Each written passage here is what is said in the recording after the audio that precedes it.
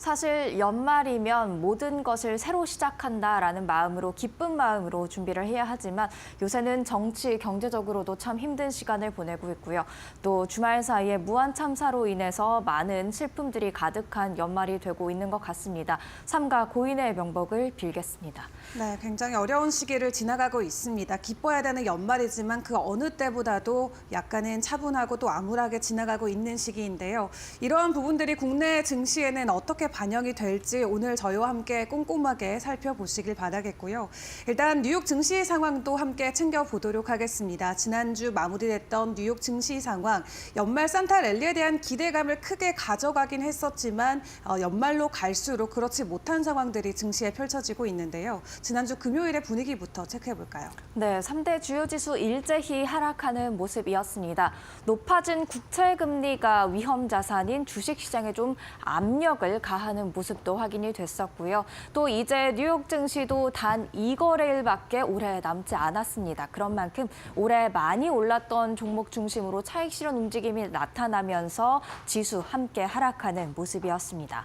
다우 지수가 0.77% 하락했고요. 나스닥이 1.49%, S&P 500 지수도 1.11% 내리는 모습이었죠. 다만 금요일장 하락에도 불구하고 주간 단위로는 소폭 오르는 모습이었습니다. 계속해서 다음 이슈 확인해 보겠습니다. 높아진 국채 금리가 시장을 짓눌렀다라고 설명을 해드렸는데요. 일단 금요일장 국채 금리 마감 상황이 되겠습니다.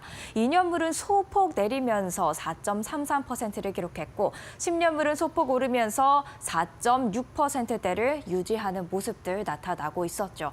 그런데 3개월 차트 보시죠. 이렇게 큰 움직임이 없는 금요일장이었다라고 할 수도 있겠지만 3개월 차트를 보시면 10년물 국채 금리의 경우 3.75% 수준에서 지금 4.6%까지 올라와 있는 상황이 되겠습니다. 오히려 기준금리를 인하하고 있는데도 향후에 기준금리 인하 속도가 더뎌질 수 있겠다. 또는 관세 등으로 인해서 인플레이션이 반등할 수 있겠다라는 우려가 자리 잡으면서 10년물 국채 금리 함께 오르는 것으로 보여지고 있습니다. 2년물도 마찬가지고요. 이렇게 높아지는 국채 금리가 향후 시장에 또 어떻게 작용할지 계속해서 주의하셔야겠습니다. 그렇다면 히트맵을 통해서 금요일장 분위기도 확인해 보도록 하겠습니다. 11개 섹터가 모두 다 하락한 하루였습니다. 보시면 빨간색이 강할수록 하락률이 컸다라고 볼 수가 있겠는데요. 빅테크 중심으로 조금 빨간색이 강하게 들어왔다라는 것을 알 수가 있겠죠. 올해 빅테크 M7 종목들이 많이 올랐던 만큼 이제 연말 결산을 앞두고 포트폴리오 재정비 차원에서 또 차익 실현하는 움직임이 나왔다라고 볼 수가 있겠습니다. 그렇다면 특징주 하나하나 살펴보도록 하죠. 먼저 빅테크 정리를 해봤습니다. 일단 애플 시가총액 4조 달러에 근접하고 있는 애플인데요. 애플도 지난 금요일장에서 1.32% 하락했고요. 엔비디아 올해 정말 많이 올랐죠. 그만큼 12월 들어서는 힘을 좀 못 내고 있는 모습들인데 2%대 하락률 금요일장에 기록했습니다. 마이크로소프트와 알파벳도 1%대, 아마존도 1%대 하락을 기록했고요. 메타 올해 조용히 야금야금 많이 올랐죠. 0.6%가량 하락했고요. 테슬라 대선 이후에 굉장히 급속도로 오르고 있었는데 일단 금요일장에서 4.95% 다시금 내림세로 돌아왔습니다. 그리고 브로드컴 12월에 지금 실적 발표한 이후 계속해서 상승 가도 달리고 있었죠. 그런 만큼 시가총액도 8위로 성큼 올라오는 모습이었는데요. 금요일장에서는 1.47% 하락세를 보였습니다. 계속해서 다음 이슈들 확인해 보도록 하겠습니다. 이슈 있는 종목들 3가지 확인해 보시죠. 혼다 모터스 뉴욕 증시에 상장돼 있는 혼다 기준으로 지금 상승률 기록이 되어 있습니다. 1.37% 상승을 했는데요. 닛산과의 합병을 공식화한 이후에 계속해서 상승 랠리 달리고 있습니다. 지난 한 주간 무려 22% 오름세를 보였었죠. 그리고 최근 들어서 급격한 상승세를 보이고 있는 건 양자 컴퓨터 관련주로 분류가 되어 있는 리게티 컴퓨팅도 마찬가지입니다. 금요일장에서 10%대의 급등세를 보였는데 있었는데요. 양자 컴퓨터에 대한 열기가 아직 시장에 살아있는 것으로 보여지고요. 그리고 5거래일 만에 무려 134%, 그리고 올해는 무려 1000% 이상 상승한 종목이 되겠습니다. 그만큼 양자 컴퓨팅에 대한 지금 시장의 관심이 뜨겁다는 것을 알 수가 있겠고요. 레드캣 홀딩스 드론주, 대표적인 드론주로 분류가 돼 있었는데 최근에 정체불명의 드론떼가 미 동부 지역을 덮치면서 공포스럽다라는 그런 이야기도 나오며 드론주 관련주로 주목을 받았었는데요. 일단 금요 일장에서는 8%대 급락세를 보였는데 주말 사이에 일론 머스크 테슬라 CEO가 미국에도 장거리 드론이 필요하다라는 한마디를 또 뱉었습니다. 주말 사이에 나온 발언인 만큼 과연 월요일장에서 드론주 어떻게 반응할지, 다시 투자 열기 살아날지 지켜보셔야겠습니다. 비트코인 관련주도 한번 보도록 하겠습니다. 오전 4시 기준의 비트코인 가격 추이 차트 함께 보고 계신데요. 크리스마스 이브를 전후로 다시금 회복을 했다가 다시 조정을 받는 비트코인 가격이 되겠습니다. 오전 4시 기준 93,000달러 선에서 거래가 되고 있었는데요. 비트코인 관련주도 따라서 약세를 보이는 모습이었습니다. 마이크로 스트래티지와 코인베이스 3%대 하락을 기록했고요. 마이크로 스트래티지처럼 비트코인을 매수해서 이에 대한 차익으로 조금 매출을 올리려는 전략을 가져왔던 KULR 테크놀로지 그룹 마찬가지로 3% 가까운 하락률을 기록했습니다. 목요일장에서 40% 이상 급등을 했었는데 그 전략에 대한 효과는 이제 끝났고 비트코인 가격에 따라 또 주가 흐름 나올 것으로 예상되고 있습니다. 마지막으로 국제 유가와 국제 금값도 확인을 해보도록 하죠. 일단 WTI는 주말 사이에 1.4% 오르면서 배럴당 70달러 선을 회복했습니다.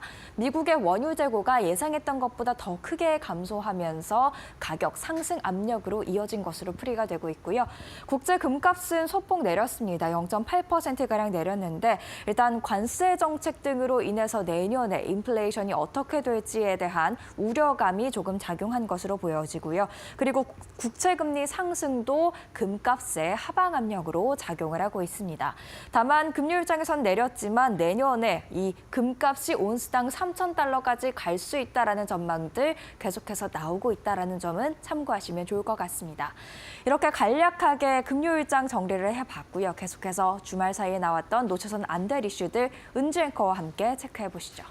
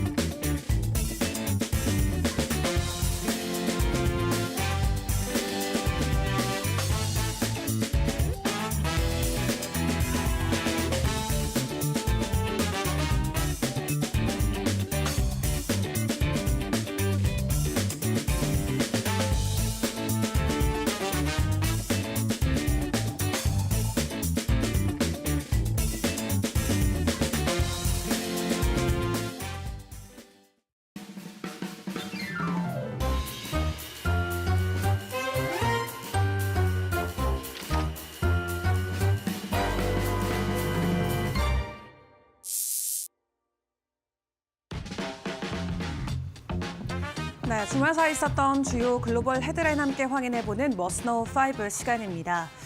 주말 아침 어제 놀라신 분들 굉장히 많으실 것 같습니다. 이 전남 참사로 인해서 일단 해외에서도 외신들이 앞다퉈서 해당 내용들을 보도하고 있는데요. 관련해서 추가적으로 확인이 된 소식은 같은 날 노르웨이에서 동일한 기종의 여객기 사고가 있었다라는 내용입니다.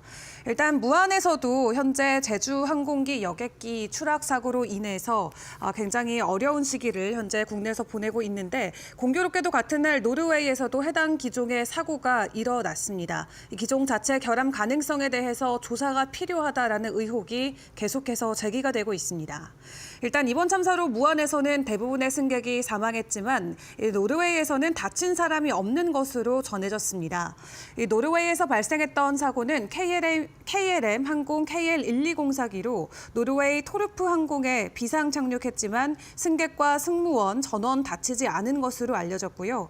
일단 주말 사이 일어났던 참사와 관련해서 외신들은 최악의 항공기 사고라며 앞다퉈 보도했고, 한 외신은 두 항공기가 모두 같은 기종이었기 때문에 이 기종이 운항하기에 안전한지 확인하는 게 중요하다라고 전했습니다.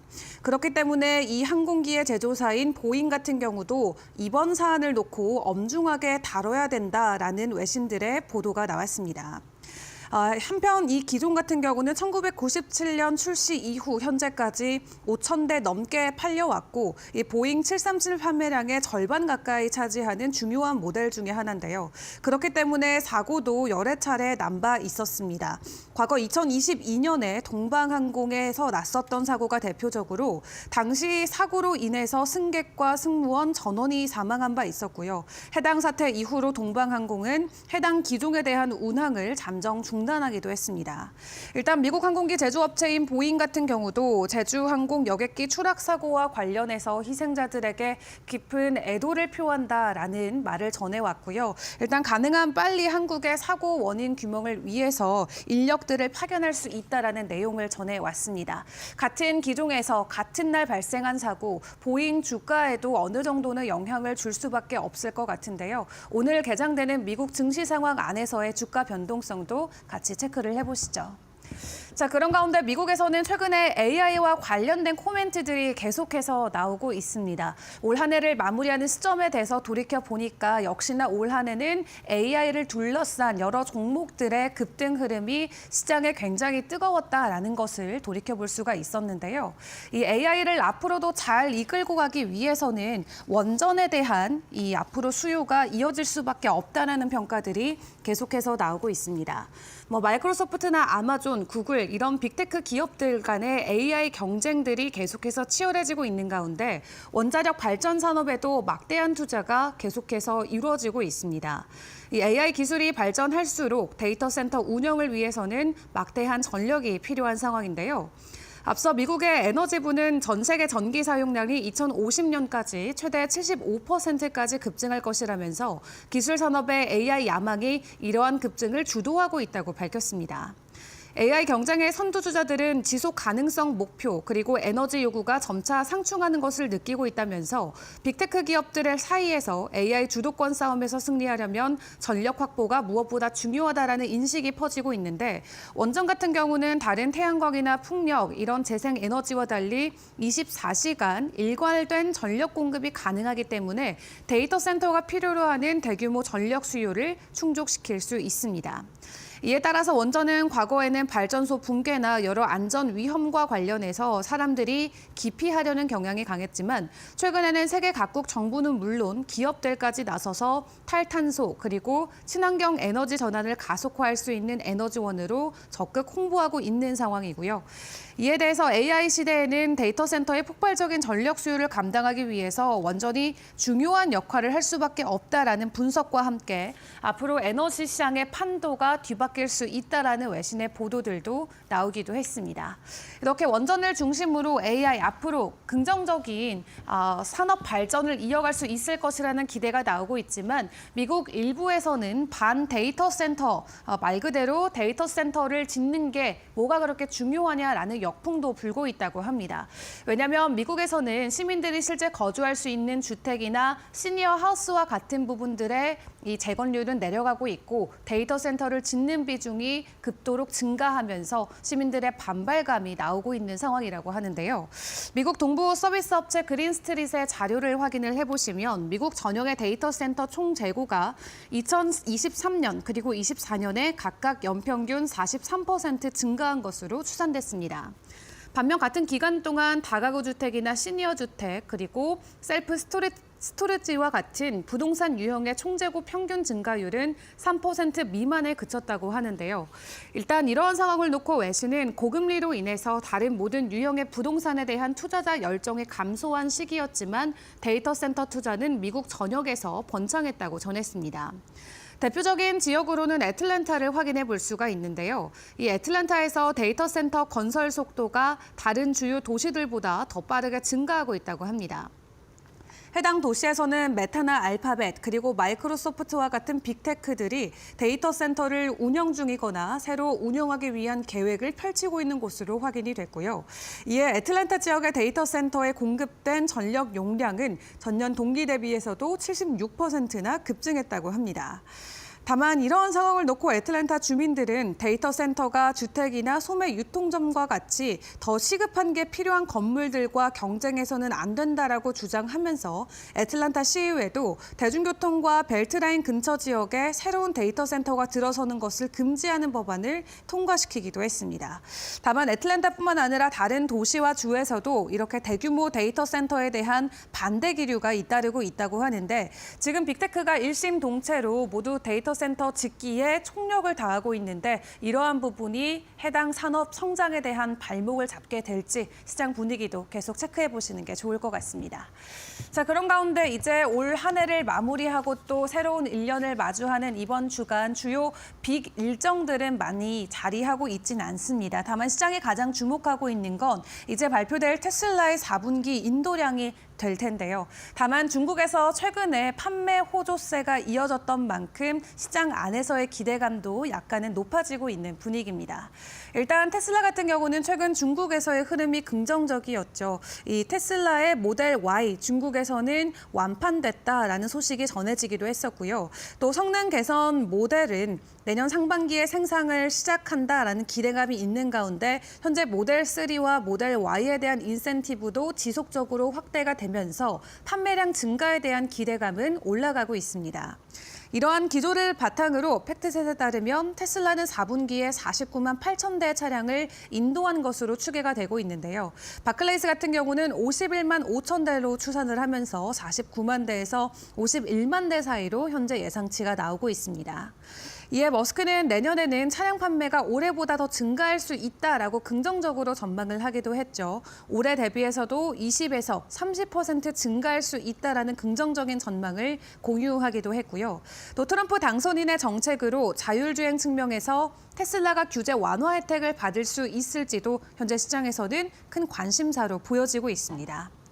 그런 가운데 테슬라가 파운데이션 시리즈의 사이버 트랙을 구매하면은 평생 무료 충전을 할 수 있는 평생 무료 충전을 제공한다고 밝히면서 잠재 구매자들의 관심을 끌기도 했는데요.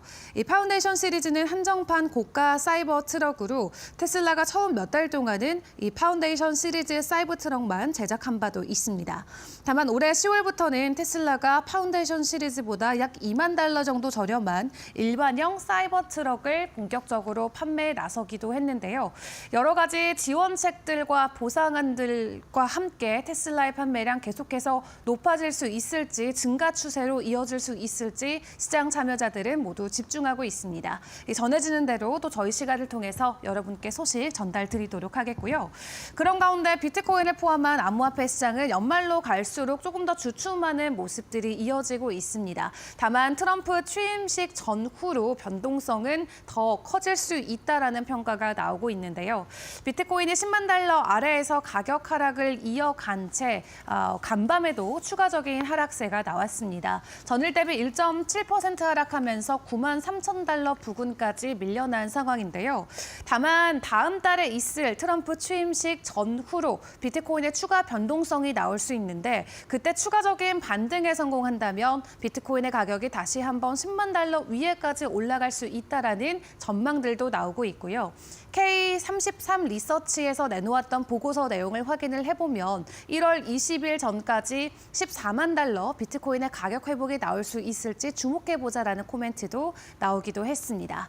현재 연말로 갈수록 차익 실현 매물에 대한 부담감이 뉴욕 증시뿐만 아니라 비트코인을 포함한 암호화폐 시장에도 상당히 강하게 작용이 되고 있는데 연말 마지막 거래일은 어떻게 마무리가 지어질지 함께 지켜보시는 게 좋겠습니다. 지금까지 머스노 5 시간이었습니다.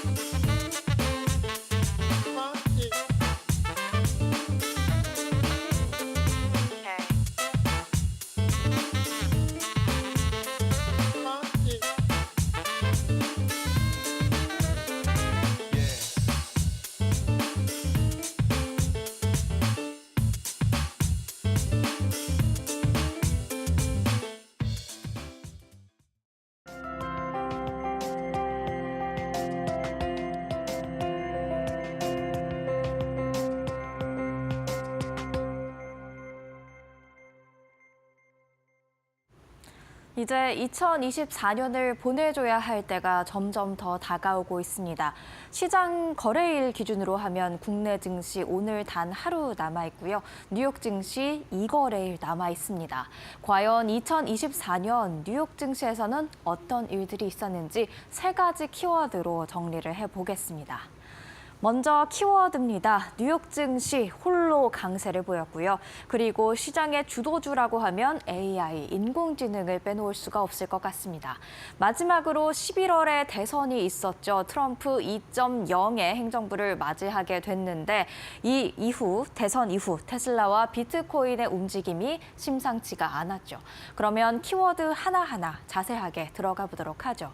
뉴욕 증시 나홀로 강세 흐름을 보이는 모습이었습니다. 지금 보고 계신 히트맵은 S&P 500 종목이 아닌 뉴욕 증시에 상장되어 있는 전체 종목들의 흐름을 나타내고 있는 겁니다. 연중 차트이기 때문에 올해 초부터 지금까지 얼마나 많이 올랐는지 색깔을 통해서 알 수 있는데요. 초록색이 쨍할수록 그만큼 많이 강하게 올랐다라는 것을 의미합니다. 보시면 대부분의 종목들 그리고 대형주를 중심으로 굉장히 강한 상승세를 보였던 뉴욕 증시였다라는 것을 알 수가 있는데요. 다음 차트도 함께 보실까요? 다음 차트도 함께 보시면 많이 오른 것을 지수로 통해서 알 수가 있었습니다.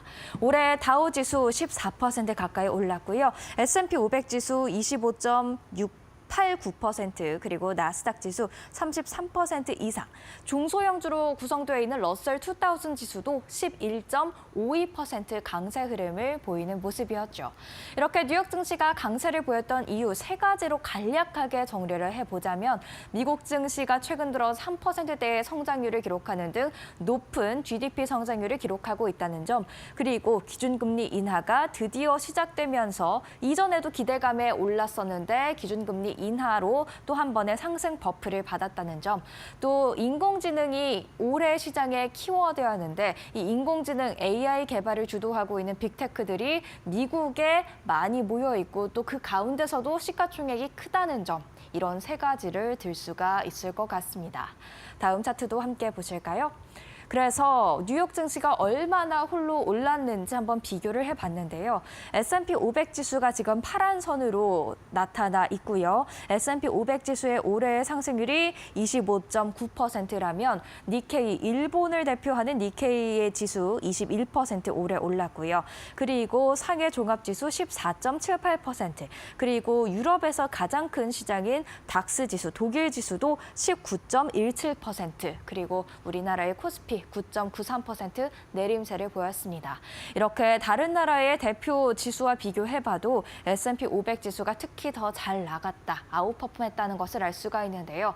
기술주가 올해 많이 올랐던 만큼 기술주 비중이 조금 더 큰 나스닥 지수와 또 다른 나라들의 지수를 비교하면 그 차이는 더 커집니다.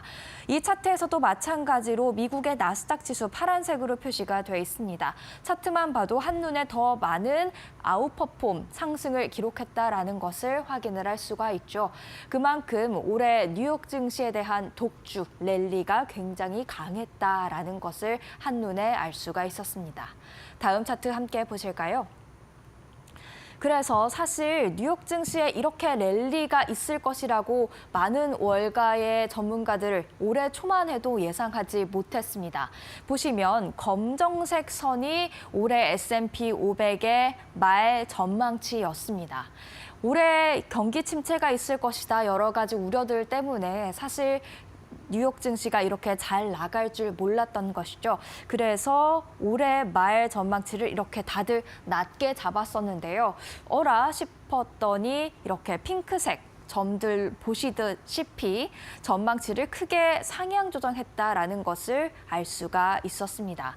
그만큼 아무도 예상하지 못했던 뉴욕 증시의 나홀로 독주가 올해 나타난 것이고요. 그리고 노란색 선을 보시면 이 노란색 점은 12월 27일 기준으로 S&P 500 지수를 의미하는데요. 이런 전망들도 무색하게 정말 S&P 500 지수 잘 나갔다라는 것을 알 수가 있겠죠. 이런 차원에서 이어서 과연 월가의 내년 2025년 전망치는 들어맞을까? 그 부분도 궁금하긴 한데요. 일단 기관별로 2025년 말 S&P 500의 전망치가 되겠습니다. 오펜하이머 7,100으로 가장 높게 제시를 해놨고요. 그리고 뱅크 오브 아메리카가 6,666포인트, 웰스파고 6,600포인트, 모건 스탠리, JP 모건 체이스, 골드만삭스와 시티 6,500포인트를 제시한 가운데 월가 기관들의 평균을 내보자면 6,630포인트를 제시했다라는 것을 알 수가 있었습니다. 일단 2024년의 경우 월가의 전망 기관들이 올해 이렇게 뉴욕 증시가 잘 나갈 줄 모르고 낮게 잡았다가 서둘러서 전망치를 상향 조정을 했었는데 과연 지금 이 시점에 제시한 2025년 말에 S&P 500 전망치 들어맞을지 한번 지켜보시는 게 좋을 것 같습니다. 이어서 시장의 주도주였던 AI에 대한 이야기도 해봐야 될 것 같은데요. AI 하면 무엇이 제일 먼저 떠오르시나요? 뉴욕 증시에선 사실 12월엔 조금 부진했더라도 엔비디아를 빼놓을 수가 없을 것 같습니다. 그만큼 2024년에는 엔비디아로 개인 투자자들이 굉장히 많이 몰렸는데요. 연도별 가장 많은 순매수를 이뤄낸 종목 또는 ETF 흐름을 살펴보고 계십니다. 2021년에는 스파이, 그러니까 S&P 500 지수를 추종하는 ETF에 대한 순매수 규모가 가장 컸다면 그게 2022년에도 스파이 계속해서 유지가 되는 모습이었고요. 2023년에는 스파이가 두 번째로 내려오고 테슬라가 순매수 규모 1위로 올라오는 모습이었는데요. 2024년에는 엔비디아의 순매수가 가장 많았다라는 것을 알 수가 있었습니다. 그러니까 해외, 전 세계에서 엔비디아로 향하는 돈이 굉장히 많았다라는 것을 알 수가 있고 그만큼 AI, 인공지능에 대한 관심이 뜨거웠음 또한 알 수가 있었죠. 그런 뜨거운 관심의 보답이라도 하듯 엔비디아의 주가 2024년에 180% 이상의 상승률을 기록했다라는 것을 확인을 할 수가 있었습니다. AI 기대감에 올랐던 건 엔비디아뿐만이 아닙니다. 엔비디아를 중심으로 다른 여러 종목들이 있었는데요. AI에 계속해서 투자를 하고 있는 빅테크의 주가도 굉장히 많이 올랐죠. 아마존 47.26%, 알파벳 37.99%, 그리고 메타 많은 관심을 못 받은 듯 했지만 주가 상승률은 그렇지가 않았습니다. 무려 70% 가까운 급등세를 보이는 모습이었죠. 그리고 이렇게 빅테크에 국한된 상승은 아니었습니다. 하드웨어에서 이제 소프트웨어로 또 인프라로 또 전력주로 광범위하게 퍼져나가는 것을 알 수가 있었는데요.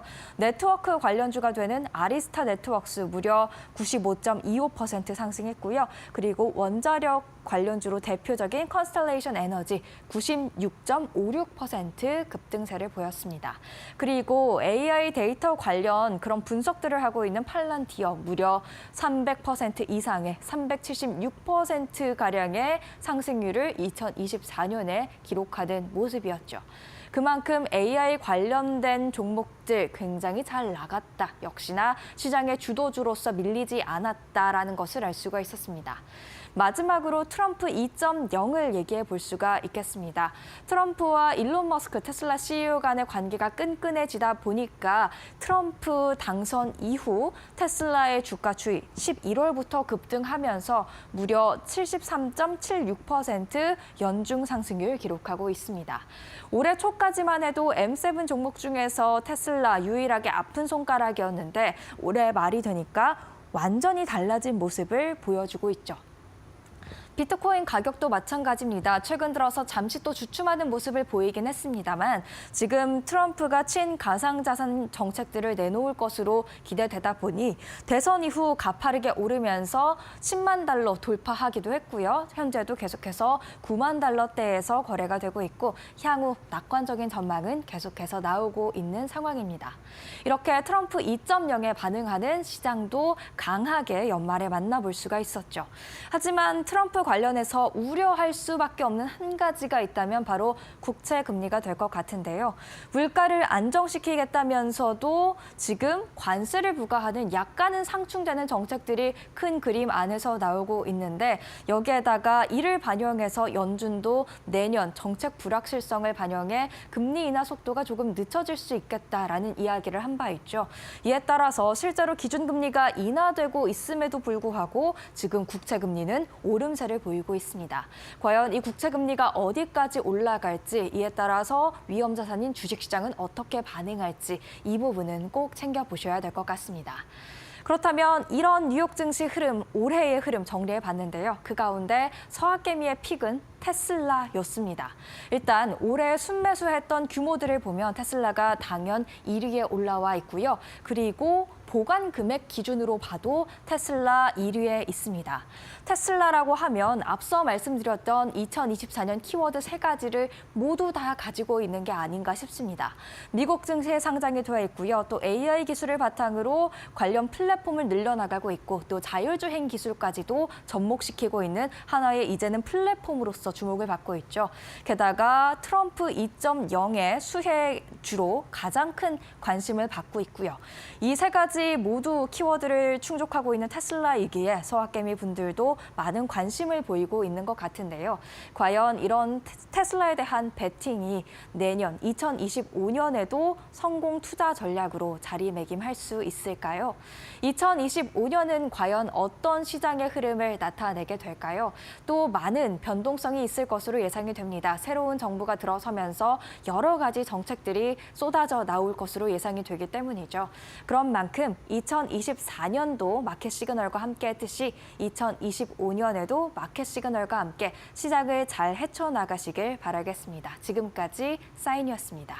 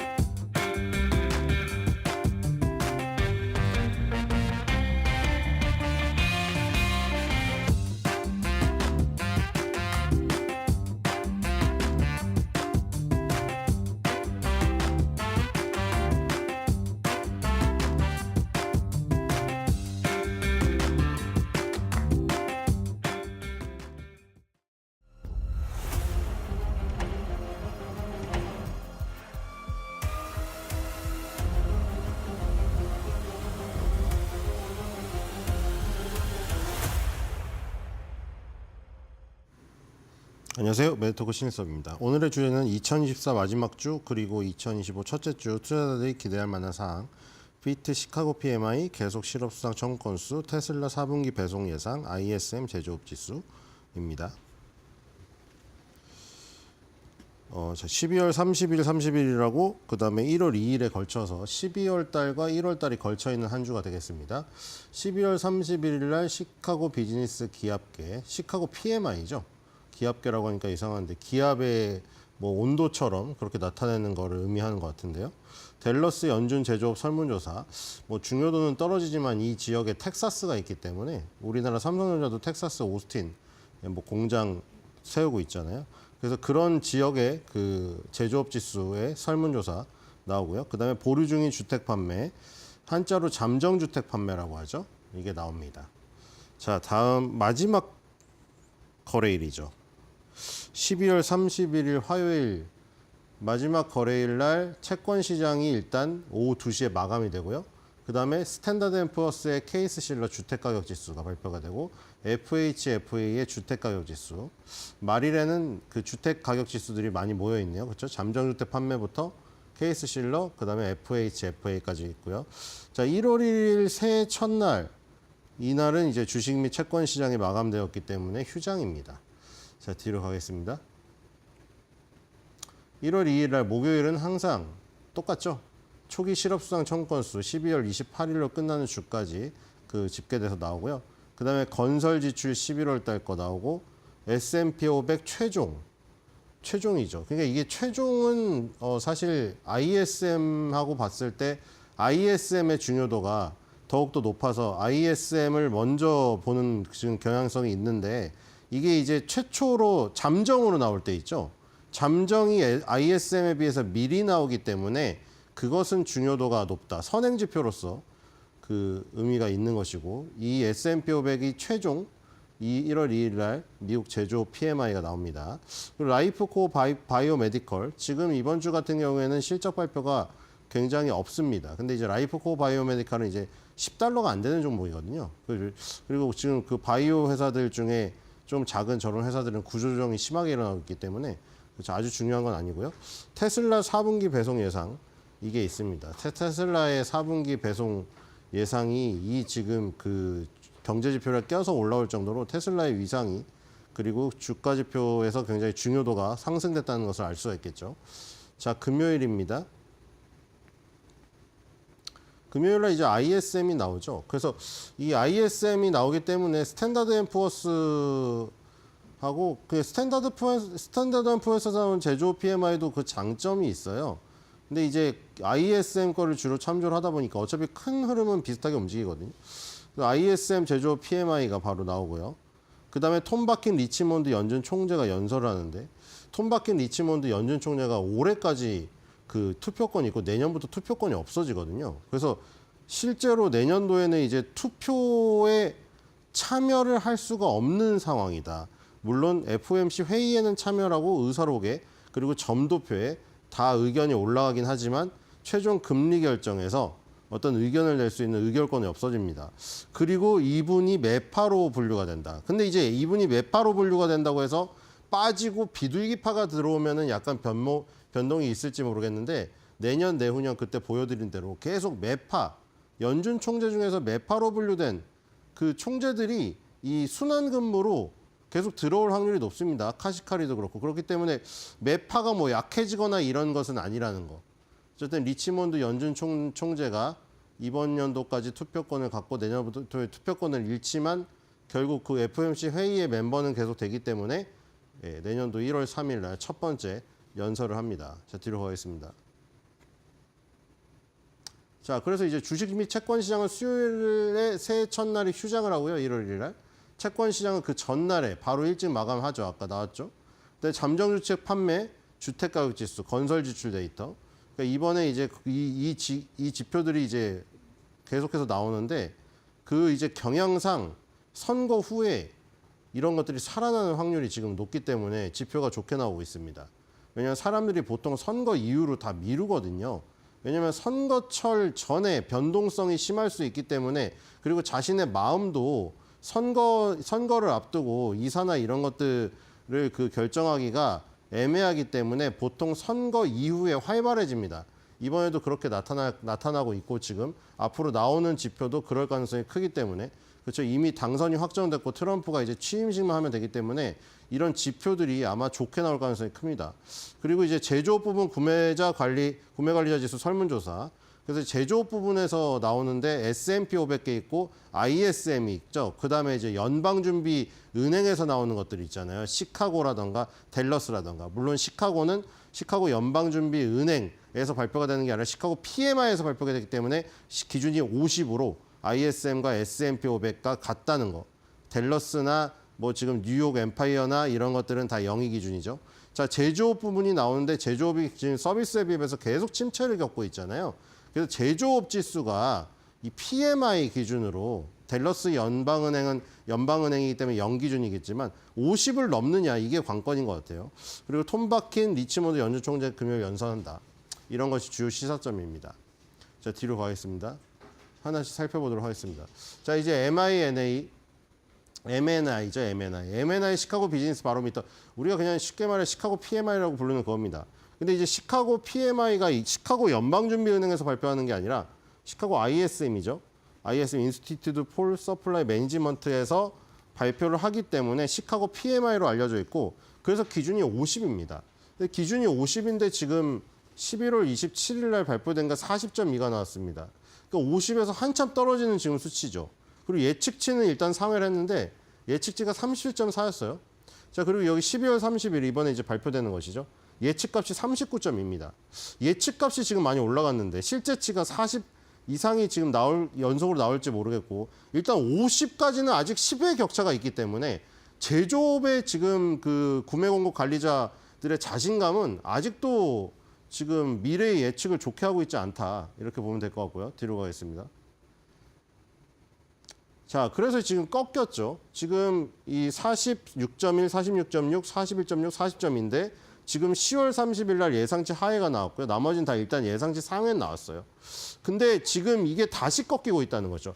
50을 넘어서야 되는데 50을 여기서 한번 딱 넘어섰다가 2023년 10월 달 지나면서 다시 지금 떨어지고 있습니다. 자, 제조업의 시카고 같은 경우에는 이제 그 자동차 이런 쪽이 그 주력이잖아요. 그래서 자동차 쪽이 지금 소매 판매는 좋게 나왔는데 그게 허리케인 때문에 그 단기적인 건지 시카고 PMI는 살아나지 않고 있습니다. 이번에 다시 꺾어 오를지 한번 봐야 될 것 같고요. 뒤로 가겠습니다.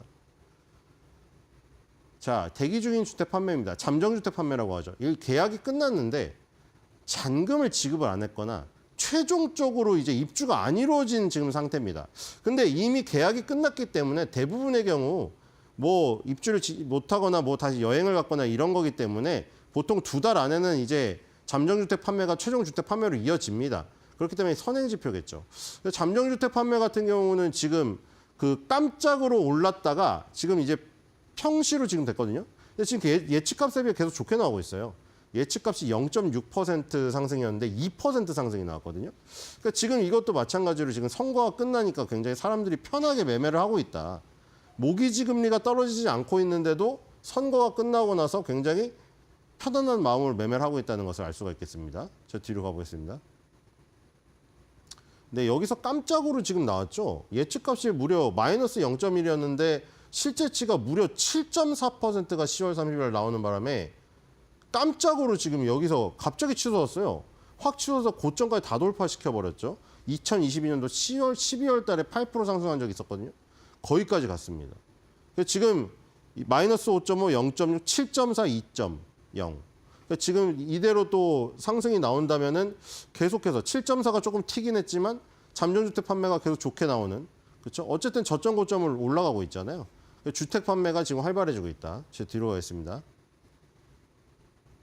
자, 그다음에 댈러스 연방준비은행. 뭐 이거는 사실 시카고 PMI, 뉴욕 엠파이어 스테이트 지수, 필라델피아 연방준비은행 지수. 이거에 비해서 댈러스 연방준비은행 제조업 지수는 잘 다 다뤄지지 않고 있잖아요.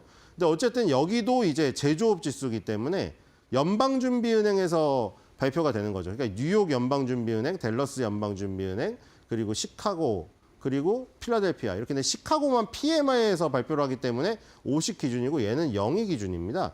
자, 50 기준이라면 이거는 거의 나라가 부도 상태인 아르헨티나나 이러겠죠.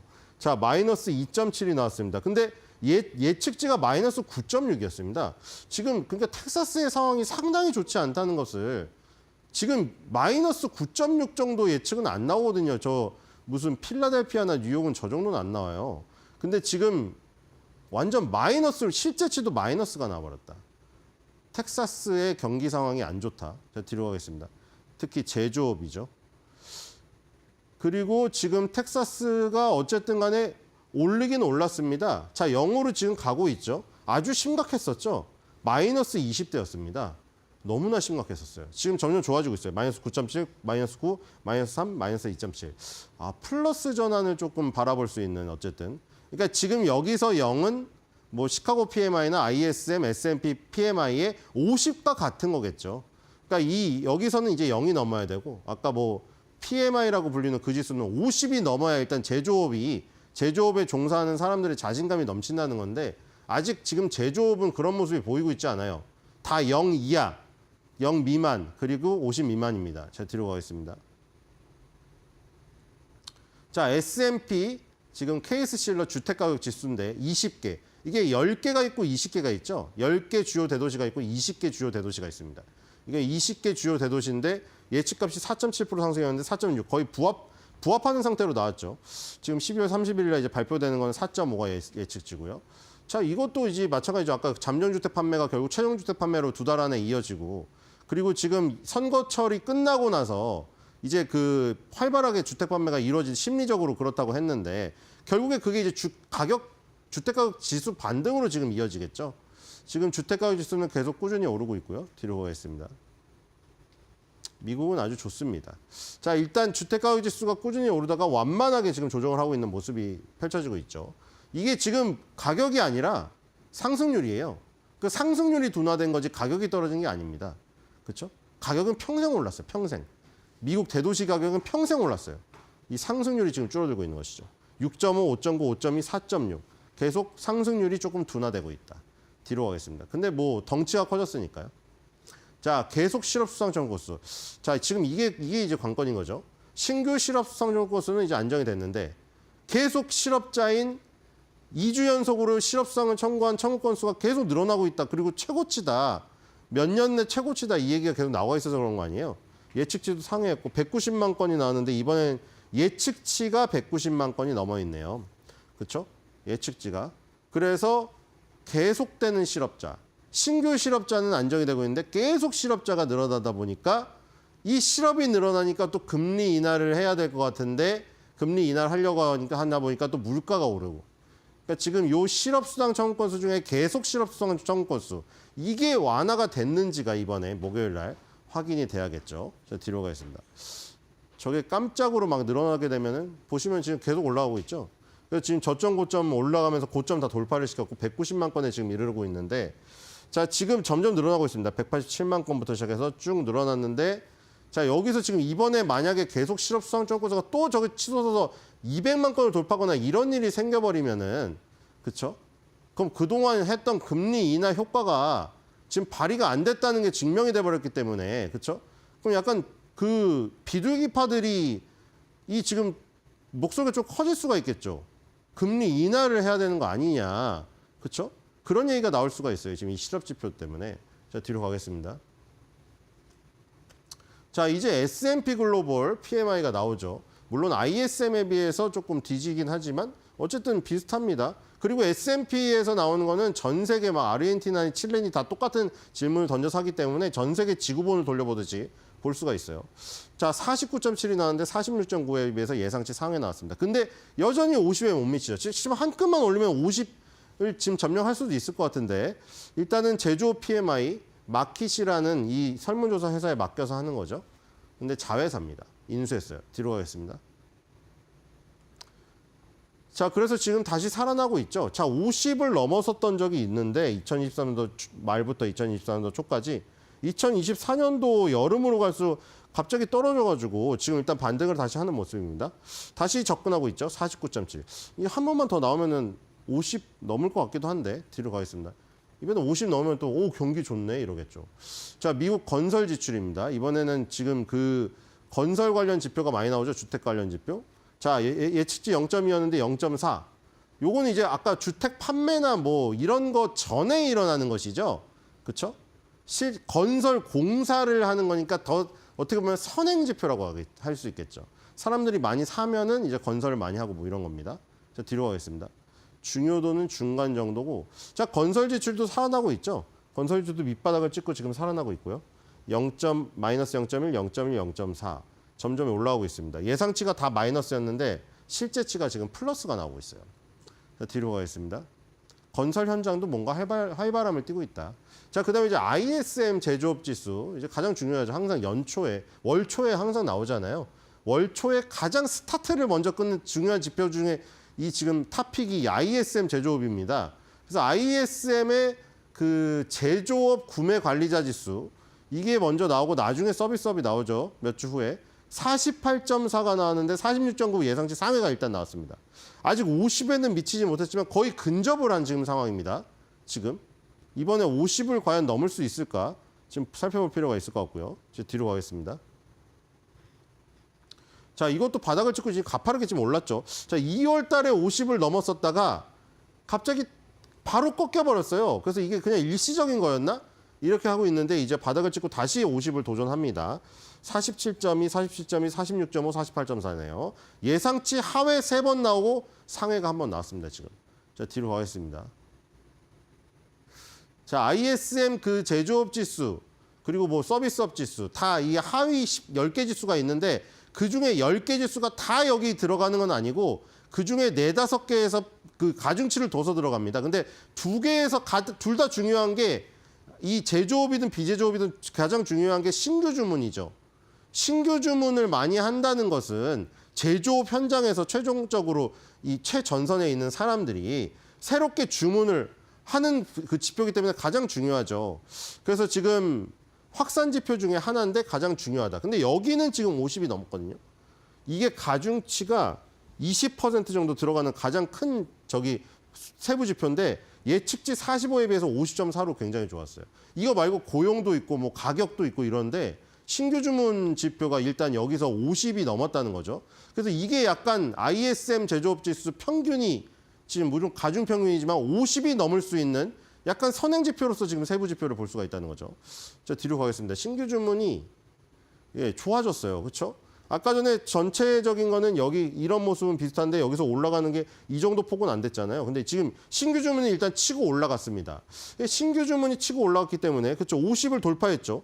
46.1, 47.1, 50을 돌파했습니다. 그리고 예측치랑도 차이가 많이 나요. 예측치에 비해서 예상치 상회가 3번 연속 나왔는데 3달 연속 나오긴 했는데 문제는 예상치랑 차이가 거의 안 나게 서프라이즈였는데 예상치랑 차이가 많이 나게 서프라이즈가 나왔습니다. 12월 달에. 그래서 이번에 좀 신규 주문이 하드 캐리를 해서 ISM 제조업 지수가 50이 넘는 걸 좀 기대해 볼 만해요. 이렇게 되면은 또 저기죠. 이게 지금 경기가 너무 뜨겁다. 이제 매파가 저거 너무 뜨거운 거 아니야. 눌러야지. 그러니까 지금 그 여러 가지 지표가 또 저기 섞여서 나와요, 지금. 그렇죠?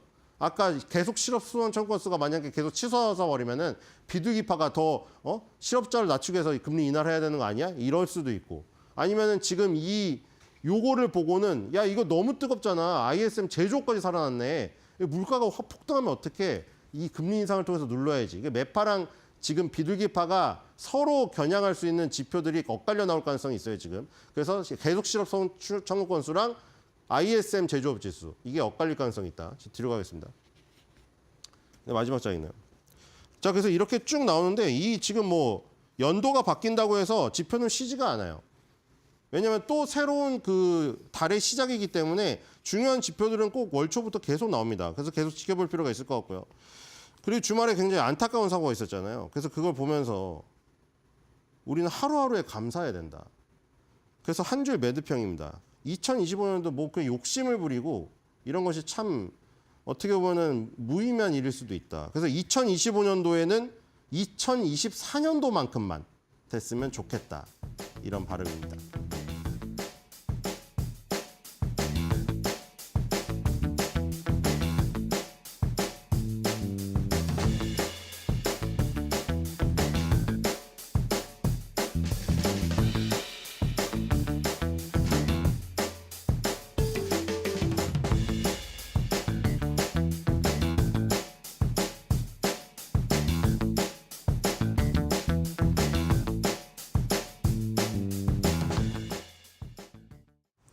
올해 마지막 금요일이었던 지난주 코스피와 코스닥 양대 지수는 다시 한번 하락 흐름이 이어졌습니다.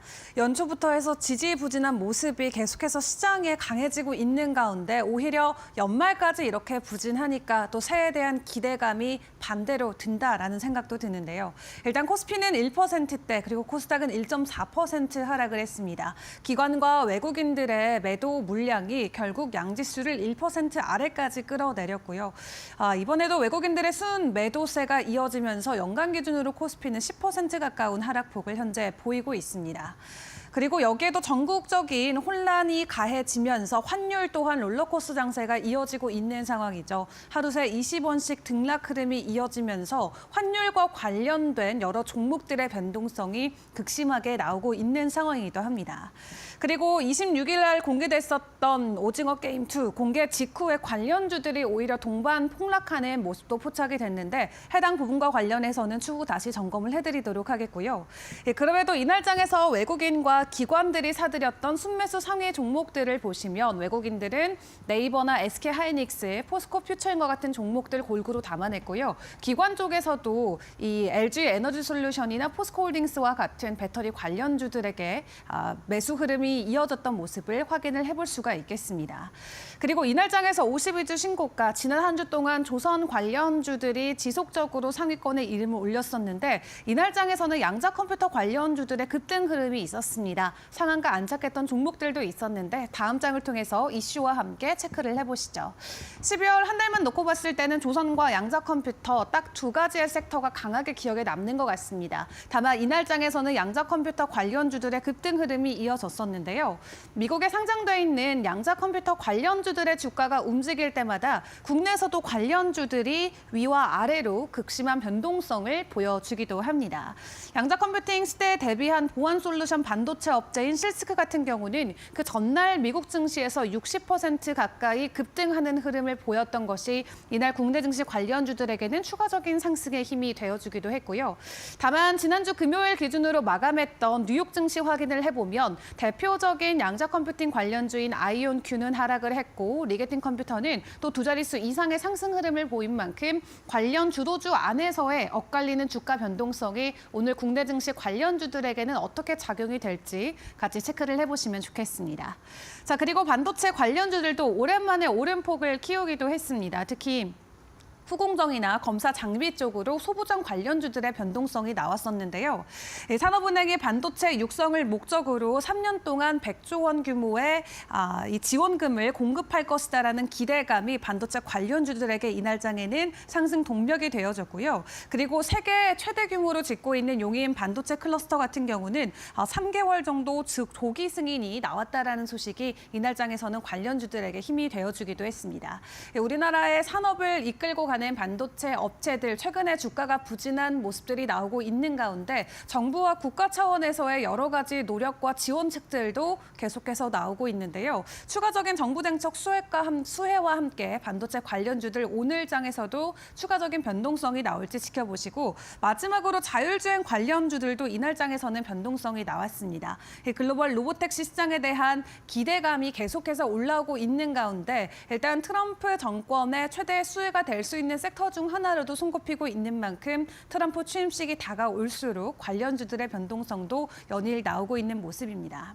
자, 그렇다면 그 외 이슈도 점검을 해보도록 할 텐데요. 이날장에서 조금 충격적으로 다가왔던 건 바로 오징어 게임 관련주들의 하한가였습니다. 일단 26일 오후 5시 넷플릭스에서 오징어 게임 2가 본격적으로 공개가 됐는데 사실 반응이 굉장히 싸늘했고요. 그 다음 날인 금요일에는 관련주들이 그대로 하한가 직행하기도 했습니다. 이 주연 배우인 이정재가 있는 이 아티스트 유나이티드와 아티스트 스튜디오 같은 경우는 이날장에서 하한가로 직행을 했고요. 그리고 영상 특수 효과 업체인 덱스터와 위즈익 스튜디오 같은 경우도 두 자릿수 이상 거의 하한가 가까이 하락 흐름이 이어지기도 했습니다. 그리고 이 오징어 게임의 제작사인 사이런 픽처스를 투자한 쇼박스 같은 경우도 20% 가까운 하락세가 나왔었는데 외신들도 사실 호평보다는 혹평과 관련된 헤드라인을 훨씬 더 많이 내놨었고요. 뉴욕타임스 같은 경우도 한국 히트작이 날카로움을 잃었다라는 헤드라인을 장식하기도 했습니다.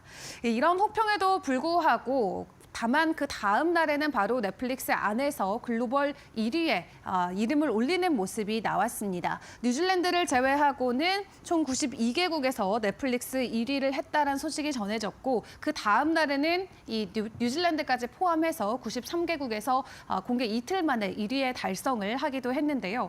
일단 시장에서는 해당 부분에 대한 데이터를 오늘 장에서 어떻게 반영할지 오히려 이 하한가와 강하게 나왔었던 하락 흐름에 대한 기조를 좀 변경시켜줄 수 있는 내용이 될지 같이 지켜보시고 만약 시즌2의 흥행이 기대치에 못 미칠 경우 시즌3를 조금 더 앞당겨서 공개할 수 있다라는 전망까지 나오고 있는 만큼 이날 장에서 보였던 강한 하락이 오늘 장에서는 반등의 힘이 되어줄 수 있을지 같이 지켜보시죠.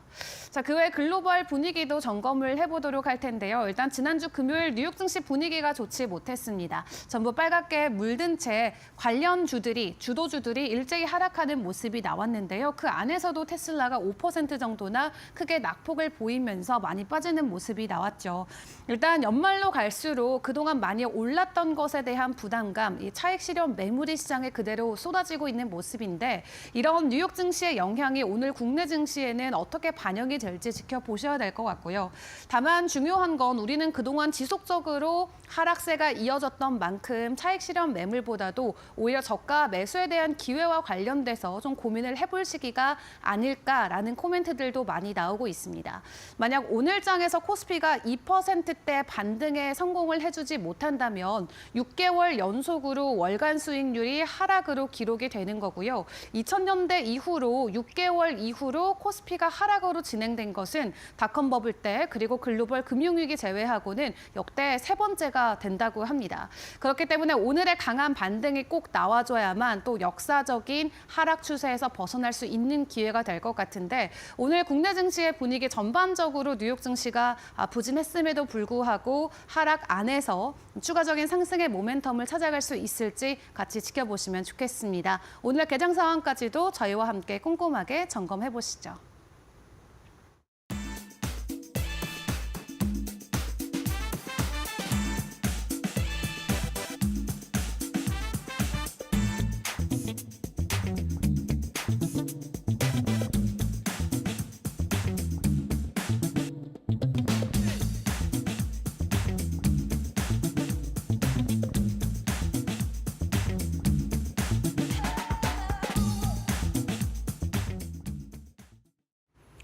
이어서 뉴욕 증시 안에서의 시그널도 찾아보도록 하겠습니다. 일단 지난 금요일장 3대 주요 지수 일제히 하락하는 모습이었습니다. 다우지수가 0.77% 내렸고요. 나스닥과 S&P 500 지수 1% 이상의 하락률을 기록했습니다. 다우지수 이날 6거래일 만에 하락 반전하는 거였고요. 금요일장에서는 3대 주요 지수가 모두 다 하락했지만 일단 주간 기준으로는 그래도 소폭 오름세를 보이는 모습이었습니다. 다우와 나스닥, S&P 500 지수 모두 다 주간 기준 상승을 했는데요. 하지만 상승률은 1%가 안 되는 모습이었습니다. 일단 주간 기준 상승했다라는 점에서 연말 랠리, 산타 랠리에 대한 기대감이 남아 있는데 과연 새해 첫 2거래일까지 산타 랠리 흐름이 분명하게 나타날지 한번 같이 지켜보시죠. 그리고 이제 12월이 얼마 남지 않았죠. 일단 현지 시간 27일 기준으로 한 달 동안의 상승률을 기록해 놨습니다. 다우지수 12월에 4%가량 내림세 보였고요. S&P 500 지수도 1.26% 하락세였습니다. 다만 나스닥 지수 홀로 1%대의 상승률을 기록했죠. 그만큼 12월에도 빅테크 중심으로 잘 나간 시장이었다라는 것을 알 수가 있었습니다. 그리고 이제 올해 얼마 남지 않았기 때문에 연중 수익률도 한번 점검을 해보려고 하는데요. 역시나 기술주 중심으로 강했던 한 해였기 때문에 나스닥 지수가 33.56%로 가장 큰 상승률을 기록하고 있고요. S&P 500 지수가 25.9%가량 그리고 다우 지수도 14%가량의 상승률 연중으로 기록하고 있습니다. 이로써 S&P 500 지수 과연 비롯해서 나스닥과 다우도 내년에 잘 또 나갈 수 있을까요? 내년에 S&P 500 지수 7,000포인트 전망한다라는 이야기 금요일장에서 또 나왔기 때문에 한번 소개해 드리려고 합니다. 캐피털 이코노믹스의 전략가가 말을 했습니다. 내년 말 S&P 500의 전망치로 7,000을 보고 있다라고 이야기를 했는데요. 내년에 부채가 생각보다 크게 증가하지 않을 것 같고 또 국채 금리도 지금보다 낮아질 것 같고 포워드 12개월 PER은 상승할 것이기 때문에 내년 긍정적으로 바라봐도 좋다라는 이야기를 했습니다. 일단 금요일장에서 또 열기가 한 차례 식으면서 S&P 500 지수 6,000선 아래로 내려와 있는데 과연 7,000 그리고 월가에서 가장 높은 전망치를 제시하고 있는 오펜하이머 7,100 수준까지 S&P 500 지수 2025년에 달릴 수 있을지 같이 확인해 보시죠. 그렇다면 지금 시장 금요일장에서 또 하락했던 이유로 국채금리를 꼽을 수가 있을 것 같은데요. 10년물 국채금리 계속해서 높아지고 있습니다. 4.631%까지 나타나고 있는데 국채금리가 이렇게 오르면 위험자산 주식시장에는 하방 압력으로 작용하기 마련이죠. 사실 최근에 조금의 안정화 흐름을 보이는가 했더니 3개월 차트 보니까 그런 흐름이 다시 깨지면서 올라오고 있습니다. 12월에 이제 FOMC 이후 내년에 기준금리 인하 속도가 느려질 것 같다라는 발언이 다시금 국채금리 상승 요인으로 작용을 하고 있는데요. 과연 국채금리가 어디까지 오르게 될지 이에 따라서 주식시장은 어떻게 반응할지 예민하게 받아들이셔야 될 것 같습니다. 이어서 다음 차트 함께 보도록 하겠습니다. 섹터별 성적표도 한번 점검을 해보도록 하죠. 일단 금요일장은 대부분의 종목들이 내렸습니다.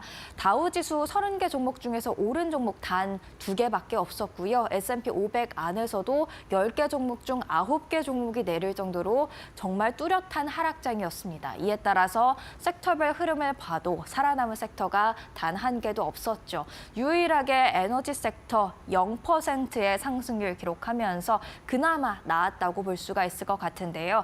지금 보시면 재량 소비재 1.66% 하락을 했고요. 기술 섹터도 1.41% 내림세를 보이는 모습이었습니다.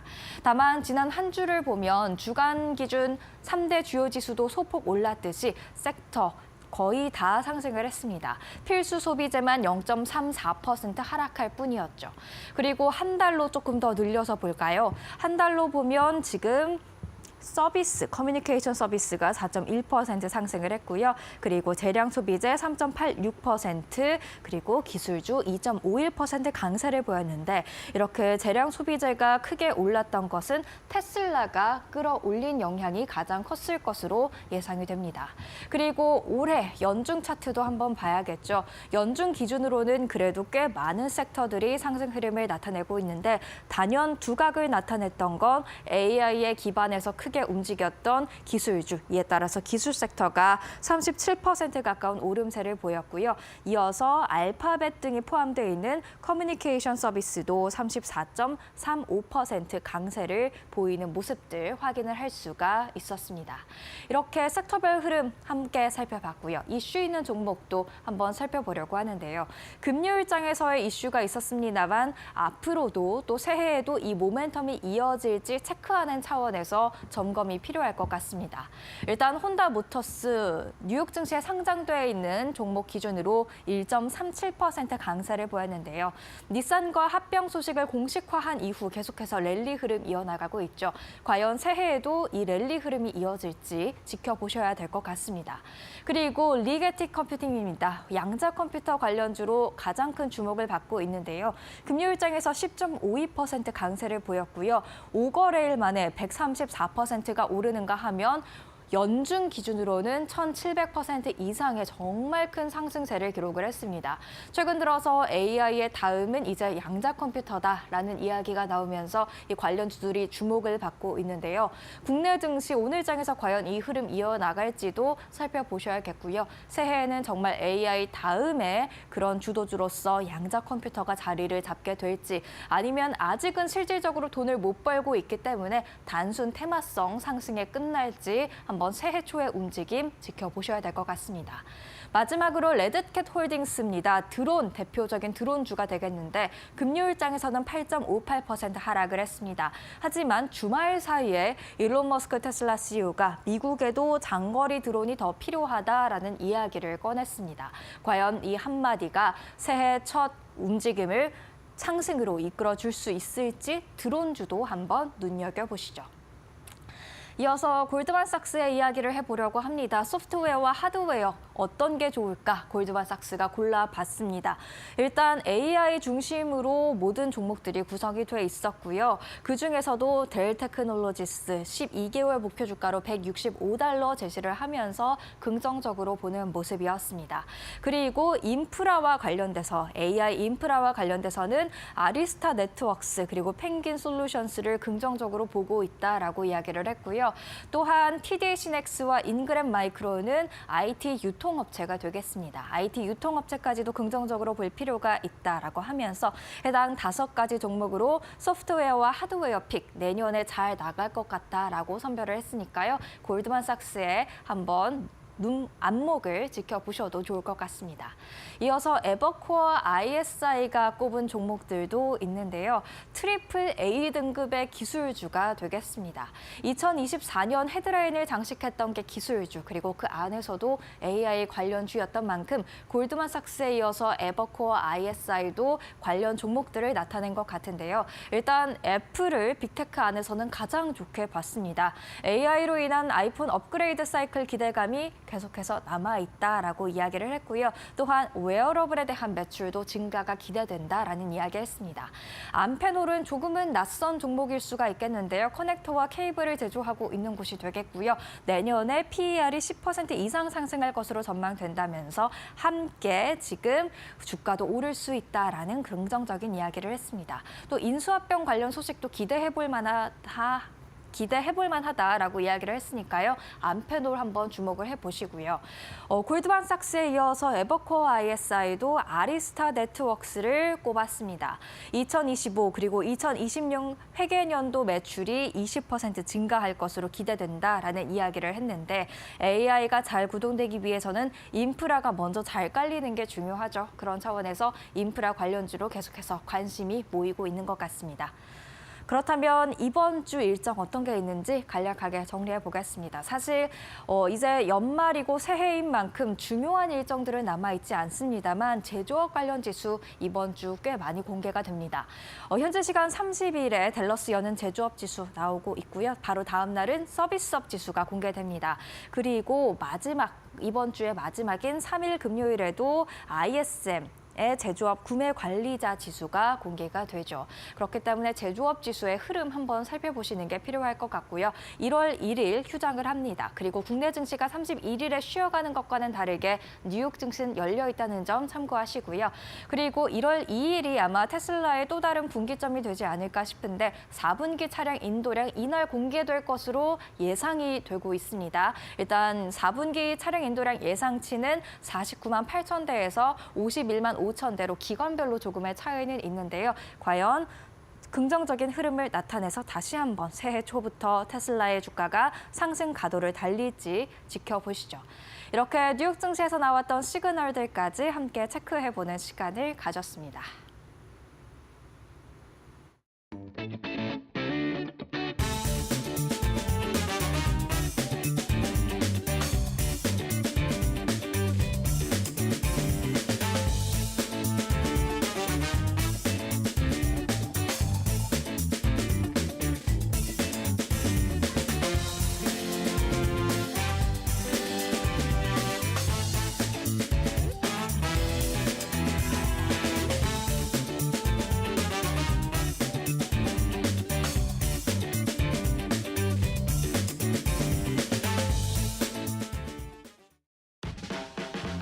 네, 여러분 주말 잘 보냈습니까? 12월 30일 월요일입니다. 뉴스 브리핑 시작하도록 하겠습니다. 자, 첫 소식 역시 주간 증시 전망입니다. 네, 지난 한 주 코스피가 0.03% 살짝 강보합권 마감이 됐고 코스닥은 0.35% 하락을 했으니까 전체적으로 그냥 보합권 수준이었다라고 볼 수가 있겠습니다. 전체적으로 이제 고환율 1,500원이라는 이 환율 수치가 이제 눈앞에 임박한 그런 상황이었죠. 이런 부분들이 있었고 또 연말도 되다 보니까 또 정책 불확실성도 계속되고 있고 그런 상황이다 보니까 거래량도 좀 많이 줄어들었고 시장이 사실은 올라갈 만한 그런 여지를 찾기가 상당히 좀 힘든 쉽지 않은 그런 한 주였습니다. 그런 상황에서 이제 여기에 이제 또 주말에 또 안타까운 소식이 전해졌죠. 이 제장공사하고 이 부분도 또 투자 심리에 또 한 번에 또 좀 큰 부담이 될 수밖에 없을 것으로 보입니다. 그래서 이번 주도 역시 지난주에 약보합권 또는 강보합권, 이 보합권 수준에서 크게 벗어나기 힘든, 그러니까 사실은 별로 안 떨어지면 다행일 수밖에 없는 그런 한 주가 또 되지 않을까 싶은 생각이 드는데요. 여전히 환율 문제는 좀 어려운 상황이 계속 지금 되고 있고요. 이 제주항공 사태 때문에 시도와 심리까지 좀 더 위축이 될 상황이다 보니까 시장의 거래가 지난주에 한 20% 전주보다 20% 정도 줄어들었는데 이 상황이 딱히 그렇게 거래가 늘 만한 그런 어떤 유인이 별로 좀 없어 보입니다. 이런 부분들 계속해서 좀 될 것 같고요. 또 이제 정치적 불확실성 여전하죠. 좀 권한 대행의 대행이 지금 국정을 좀 이끌어가는 수밖에 없는 그런 상황이다 보니까 이런 거에 대한 불확실성도 여전히 계속해서 우리 시장을 좀 짓누르는 그런 좀 하방 압력으로 작용을 할 수밖에 없을 것으로 보입니다. 앞서 이제 이번 주 일정 관련돼서는 얘기가 뭐 충분히 됐겠습니다만 1월 이제 월요일 날 1월 1일 날이죠. 수요일 날 이제 국내 이제 수출 입동이 이게 굉장히 중요하죠. 일단 12월 20일까지는 수출이 뭐 나쁘지 않은 것으로 나와서 이 부분이 크게 그러니까 12월 전체 수출이 아주 그렇게 뭐 걱정스럽지는 않을 정도로 나올 것 같긴 합니다만 역시 중요한 건 이제 내년이기 때문에 이런 부분들 좀 봐야 될 것 같고 2일 날은 중국의 제조업 PMI 나오고요. 3일 날에는 미국의 ISM 제조업 지수 그러니까 제조업 관련 지표들이 이제 해외 쪽에서 나온다라는 거 좀 감안하시면서 또 이번 한 주 아무래도 조금 무거운 한 주가 좀 될 것으로 예상이 좀 됩니다. 자, 이제 증권 면으로 좀 와서 보면은요, 트럼프 훈풍단 조선주 목표가도 제쳤다라는 제목으로 이 조선주에 대한 얘기를 담아내고 있습니다. 사실은 지난 한 주 조선주 말고 뭐 딱히 눈에 띄는 업종이 없을 정도 조선주만의 어떻게 거의 뭐 혼자 달려가는 그런 모습을 좀 보여줬는데요. 호재가 워낙에 좀 많죠. 그런 상황이고. 이러다 보니까 이 조선주들에 대한 증권사에서 나온 이 목표가 이게 지금 이미 현재 조선주 주가들이 대부분 넘거나 또는 거의 다다른 이런 상황이 됐습니다. 오늘 이데일리 신문에서는 대표적으로 HD 현대 중공업을 대상으로 좀 내용을 좀 담아냈는데요. 지금 보시는 것처럼 오른쪽에 막대 그래프부터 먼저 보시면 왼쪽이 목표 주가고 오른쪽이 현재 주가죠. 대부분 다 현재 목표 주가들이 대부분 다 많이 올랐는데 이미 현대중공업의 주가가 올 연초 대비 68%가 오른 27만 3천 원을 기록을 하고 있어서 이미 이제 목표가를 넘어선 상황입니다. 그러니까 현대중공업은 지금 뭐 굉장히 좀 목표가 이상으로 잘 가고 있고요. 왼쪽에 보시면 하나오션도 있는데 주가가 좀 3만 6천 원 정도 되고 있고 역시 목표가에 거의 다다른 상황입니다. 그러니까 이제 목표가에 거의 다 다다른 상황이고 이미 일부 종목은 넘어간 상황이기 때문에 증권사들의 목표가 상향도 좀 잇따르고 있는 그런 모습이다. 이러다 보니까 이제 좀 많이 오른 게 아니냐, 이 밸류에이션에 대한 부담 얘기가 나올 수밖에 없는데요. 이와 관련해서 워낙 호재들이 이제 많습니다.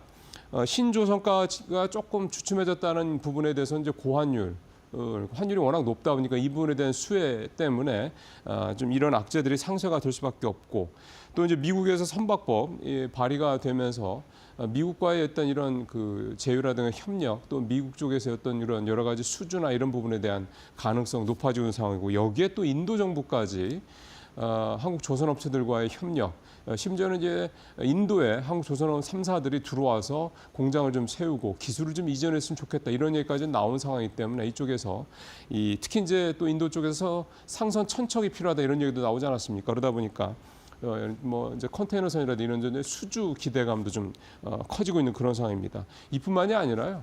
뭐 많이 얘기가 나옵니다만 내년에 이제 미국에서 이제 LNG 쪽에 대한 그동안에 좀 이렇게 잡아놔서 홀딩해놨었던 이런 LNG 터미널에 대한 이런 어떤 그 계획들이 이제 재개가 될 예정이기 때문에 이런 부분들에 대한 LNG 쪽 관련 화랑 관련된 부분들도 상당히 좀 기대가 좀 되고 있는 상황이고요. 여기에 이제 방산업 관련된 부분도 또 이 조선업에 연결이 돼 있기 때문에 하여간 호재 일색이다. 그러다 보니까 증권사들의 이 목표가도 상향이 좀 잇따를 수밖에 없다. 이렇게 좀 볼 수가 있겠습니다. 건설주도 오늘 이데일리 신문에서 다루고 있습니다. 건설주는 이제 무너졌다. 증권사는 매수 기회다 이렇게 얘기를 하고 있습니다. 건설주들이 좋지 않은 이유는 일단 부동산 시황이 싹 좋지 않은 부분이 있고요. 금리 인하가 뭐 이렇게 생각보다 그렇게 뭐 빠르게 진행이 안 됐다는 부분도 좀 물론 있겠고 또 하나는 일단 심리가 안 좋죠. 정치적 불확실성에 어떤 타격을 또 가장 많이 받고 있는 업종 중에 하나가 또 건설주라고 볼 수가 있겠습니다. 또 그동안 올 상반기까지 집값이 좀 많이 오른 데 따른 좀 가격 부담도 좀 있다 이런 얘기가 나오고 있고 또 하나는 워낙에 요즘에 인건비에다가 이런 자재값이 많이 오르다 보니까 분양가가 좀 천정부지로 치솟고 있죠. 그러니까 일단 원가 자체, 그러니까 일단 가격 자체가 좀 센 겁니다. 들어가는 진입 시점부터. 그러다 보니까 그런 부분들이 좀 종합적으로 작용하고 있다. 그래서 주가도 좀 많이 떨어지고 있다 얘기가 나오고 있는데 표 준비된 거 있으면 좀 보겠습니다만 대우건설 말고는 대부분의 이 건설주들이 대우건설을 비롯해서 대부분의 건설주들이 좀 굉장히 좋지 않죠. 뭐 두 자릿수 하락한 종목들도 있고 9%, 7%, DLENC 옛날 대림건설이죠. 여기만 좀 한 1% 정도로 선방을 하고 있는 편이고 대부분 다 좋지는 않습니다. 그러니까 이렇게 주가가 많이 떨어지다 보니까 그만큼 저평가 국면에 들어섰다라는 부분이 좀 얘기가 좀 되고 있는 거고 여러 가지 시장 상황이 좋지 않다는 부분도 있겠고요. 다만 이제 건설사들의 원가율이 계속해서 조금 좋아지고 있기 때문에 수익성의 측면에서는 나쁘지 않다. 실제로 내년도 건설사들의 매출액이 전년 대비해서 올해 대비해서 한 2, 3% 이상, 그다음에 영업이익도 늘어날 것이라는 전망들이 좀 나오고 있다는 점, 이런 부분들이 또 하나 있겠고요. 그다음에 이제 내년에 이제 한국은행 1월에 금리를 인하할 수 있다 이런 얘기 좀 내놓지 않았습니까? 그러니까 금리가 내년에는 조금 더 내려갈 가능성이 있다라는 점, 이런 점들도 건설사들한테는 긍정적인 그런 기대를 낳고 있기는 한데 앞서 말씀드린 악재들이 사실 여전합니다. 정치적 불확실성, 경기가 좀 부진하다는 것, 특히 내수가 좀 좋지 않죠. 이런 부분들, 그다음에 고환율에 따른 이 자재값 상승에 따른 이 어떤 건설비 계속해서 상승할 수밖에 없다는 이런 부분도 계속 악재죠. 그다음에 수도권과 지방 간의 양극화가 심한 것도 수요 어떤 부진의 여파를 가져올 수 있습니다. 그러니까 악재도 상당히 좀 많습니다. 그렇기 때문에 증권사들이 매수 기회라고 얘기는 하고 있습니다만 사실은 리스크도 그만큼 크다라는 점, 이런 부분도 좀 감안하시면서 건설주들은 좀 바라보실 필요가 있겠습니다. 자, 마지막으로 주간 펀드워치 간단하게 살펴보겠습니다. 지난주는 뭐 앞서 말씀대로 조선주들이 뭐 그대로 주간 이 펀드 수익률에서도 영향을 그대로 미쳤습니다. 이제 표 한번 보겠습니다만 상위권에 있는 ETF 상품들 대부분 다 조선주들이 들어있는 상품들이 수익률이 좋았는데요. 미래에셋의 타이거 조선 탑10 ETF가 10%가 넘는 수익률을 기록을 했고, 그다음에 신한자산도 8%, 그다음에 LH 아문더 자산운용 같은 경우 7%가 넘는 그런 수익을 냈습니다. 그러니까 조선 3사드 조선주들을 담고 있는 ETF들이 지난주에는 뭐 다들 가장 좋은 수익률을 냈다 이렇게 볼 수 있고, 국내 주식형 펀드 평균 수익률은 마이너스 0.5%, 반면에 해외 주식형 펀드는 지난주에 좋았습니다. 2.6% 플러스 수익률을 냈고, 러시아가 국가 중에서는 가장 높은 수익률을 냈는데 무려 6%가 넘게 올랐습니다. 섹터별로는 정보기술 쪽 역시 좋았고요. 그러다 보니까 개별 상품도 키움 자산운용의 이 러시아 익스플로러 1이라는 ETF 상품인데 수익률이 12.3% 이렇게 해서 1위를 기록했습니다. 그러니까 지난주에 러시아가 상당히 좀 좋았다, 이렇게 좀 종합 정리를 좀 할 수가 있겠습니다. 뉴스 브리핑 마치겠습니다.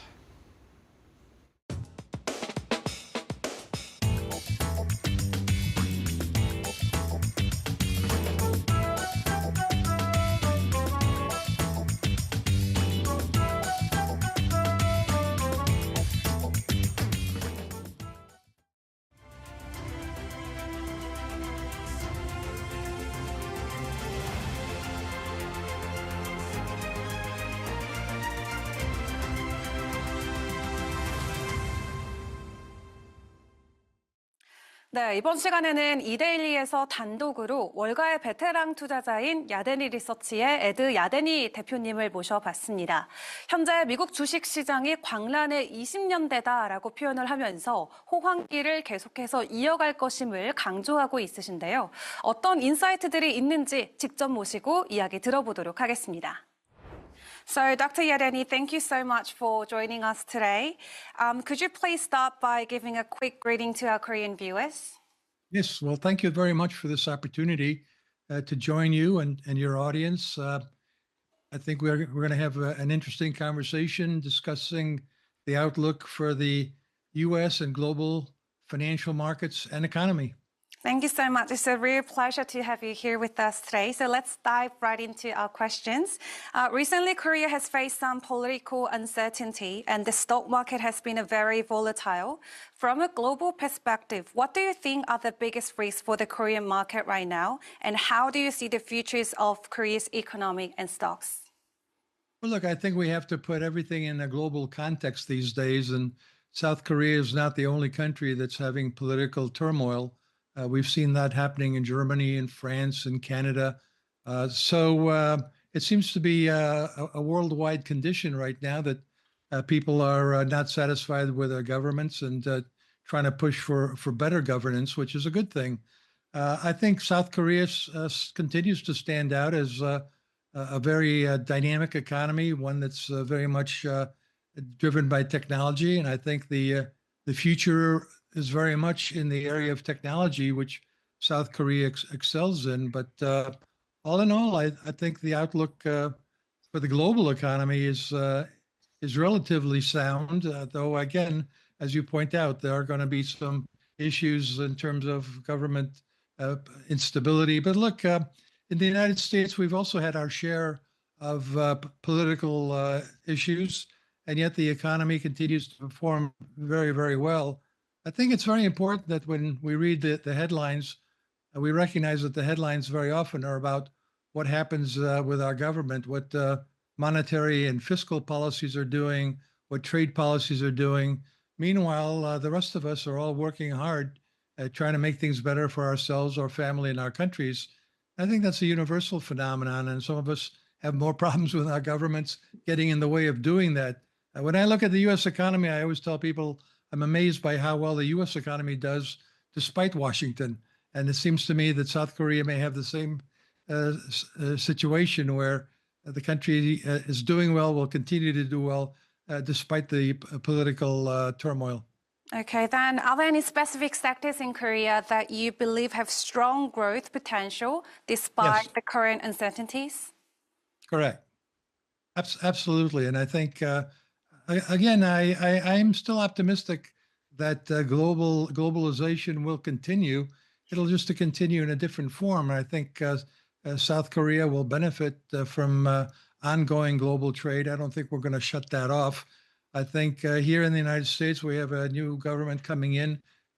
We call it Trump 2.0 to distinguish it from Trump 1.0. It's the second term with a four-year break.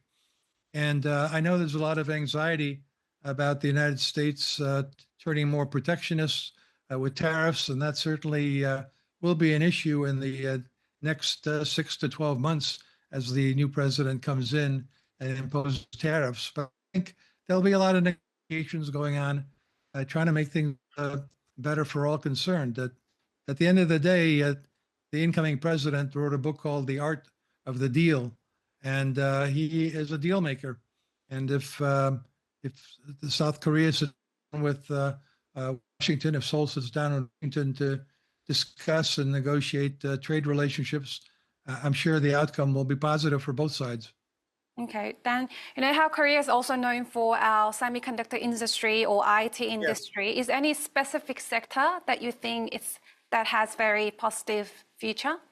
Well, as you know, the AI revolution is here. A lot of excitement about the AI revolution. Some of it may be ahead of what can be delivered, but I think that for all practical purposes, AI is just a continuation of what I call the digital revolution. And the digital revolution started maybe in the 1950s when we had these large IBM mainframe computers.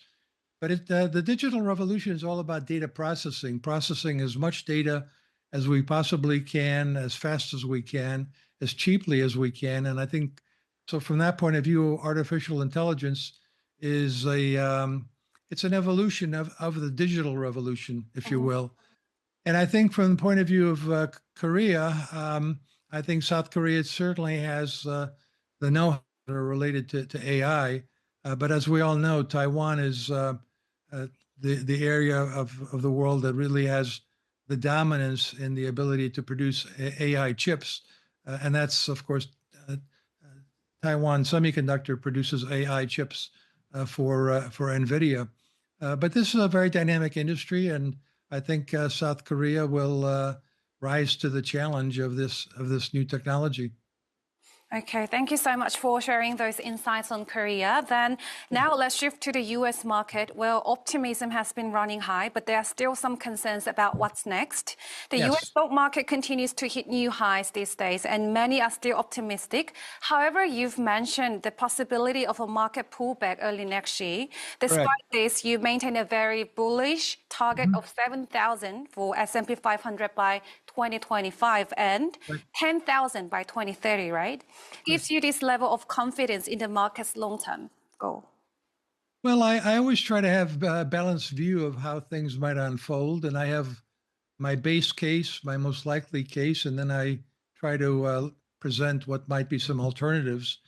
And so my base case is what I've called the roaring 2020s. Obviously, it's meant to remind us of the roaring 1920s in the United States. The 1920s in the US started out with a lot of trouble. The World War II had come to an end a couple of years before. There was a Spanish flu globally. There was a recession in the United States in 1920. And so it must have been quite depressing looking at the future of the United States in 1920. Here in the 2020s, we started out with a pandemic in the United States and globally, and a lot of concerns about what that would do to our economy, the global economy. And yet, as you said, the stock market is at an all-time record high. Real GDP, the business activity in the U.S. is at an all-time record high. Consumer spending is at an all-time record high. And so in some ways, the roaring 2020s concept is already working out. And the idea is the similarities are that there's lots of technologies available to increase productivity. And so the big story, I think, for the current decade, the 2020s, and by the way, there's no reason why it couldn't continue into the 2030s. I know the 1920s ended badly with a depression because of trade protectionism. So that is the big risk right now is in fact trade protectionism. But as I said, I think we all have too much at stake in keeping the global economy growing and working. And so I don't think we're going to have that kind of situation. But I do think productivity is already showing signs of making a comeback. And productivity boosts economic activity. Productivity keeps inflation down. Productivity allows wages to rise faster than prices. Real wages can go up. And productivity is great for corporate profit margins. So it's there's nothing negative about productivity. It's all positive. And so I think that's what I'm looking at right now is in the first half of the decade. I think we've seen evidence of that. I think we'll see much more evidence of that in the second half of the decade of the 2020s. And that means that should be good for economic growth. It should allow us actually to have enough growth to help take some of the pressure off the deficit. I think the federal deficit as a fraction of nominal GDP, as a ratio of nominal GDP, will actually decline from currently 6% to 3%, which is what the administration is aiming to do. But put it all together, and I think you're going to see better earnings. And valuation, of course, is high. And that's one of the reasons that I think there will be a correction early next year. And a lot of people in the United States have very big gains in the stock market. And there's something called rebalancing, where some of your portfolios become so large that you want to diversify to the other stocks that are cheaper.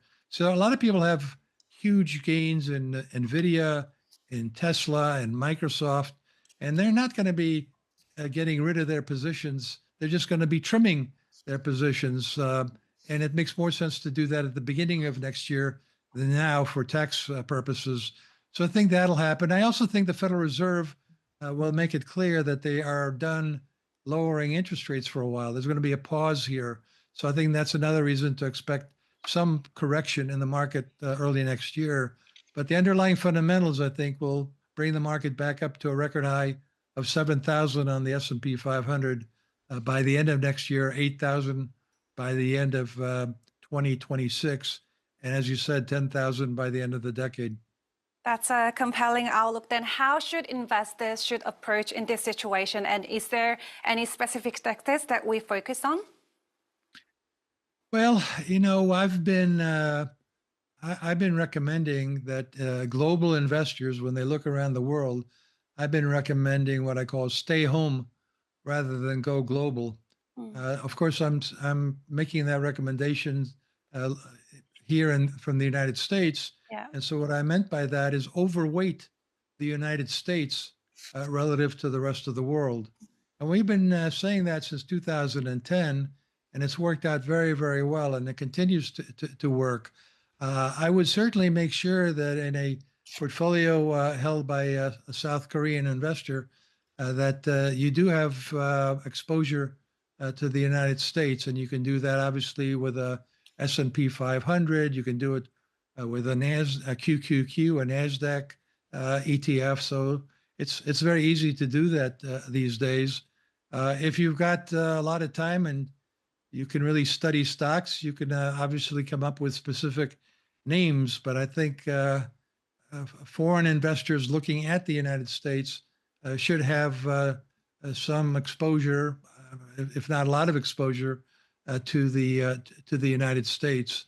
Then I think you have to look at your own domestic stock market. And again, I think the technology boom is a global boom. The digital revolution is a digital revolution around the world.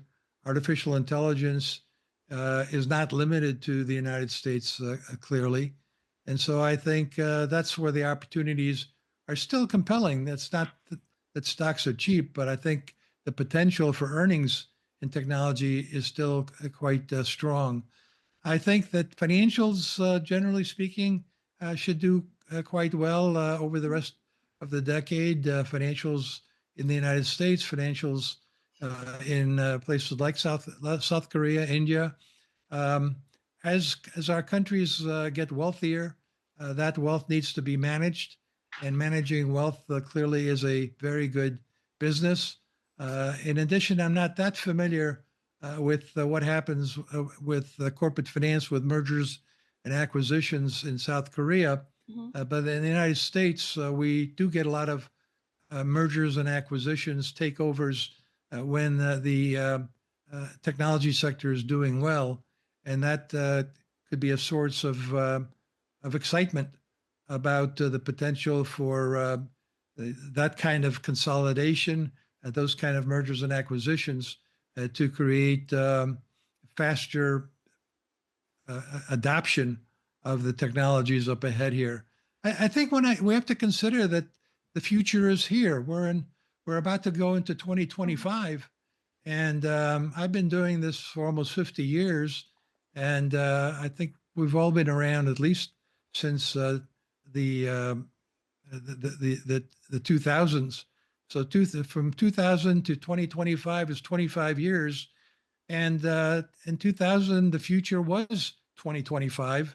And I think a lot of it has turned out to be remarkable in that technology has delivered a lot of what we only thought would be science fiction.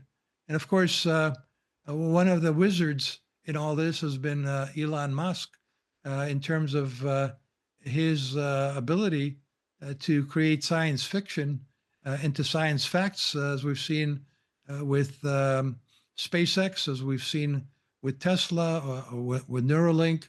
And so I think Elon Musk is sort of like a great inventor that's encouraging everybody to become more inventive, more productive, with more innovation.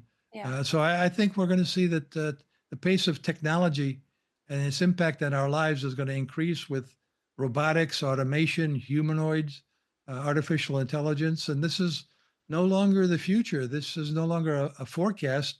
We're in it. We're starting to see that it's really having an impact on the way we live. Yeah, then if those tech companies continue to perform well next year, then many Korean investors will likely remain focused on those major names like Tesla, Nvidia, Apple, and Microsoft. Then Yeah. how can they strike a balance between these big players and other investment opportunities to build a more well-rounded portfolio? Yeah, well, that's why I suggested instead of trying to buy Nvidia and Tesla here, I mean, Tesla's been on fire ever since President Trump got elected. Obviously, Elon Musk is very close to him, and the stock has been going straight up. Whenever I see something like that, I worry that at some point it might go straight down.